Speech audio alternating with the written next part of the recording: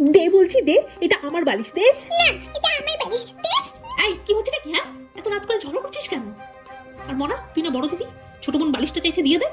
নে ধর, আর কোনোদিন আমার সাথে কথা বলবি না তুই। ঠিক আছে, তুই আমার সাথে আর কথা বলবি না।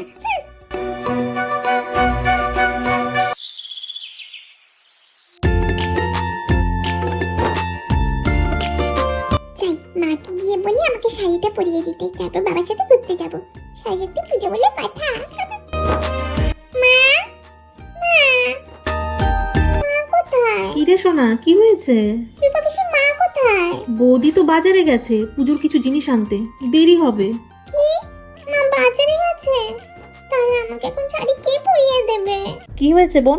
দিদি, দিদি, মা তো বাজারে গেছে, মায়ের দেরি হবে আসতে। তুই কি আমাকে একটু শাড়িটা পরিয়ে দিতে পারবি? ঠিক আছে, চল।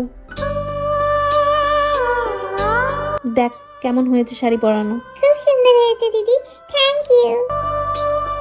দিদি, তুই কি এখন আমার উপর রাগ করে আছিস? ধুর পাগলি মেয়ে, তুই তো আমার বোন, তোর উপর রাগ করে থাকতে পারি?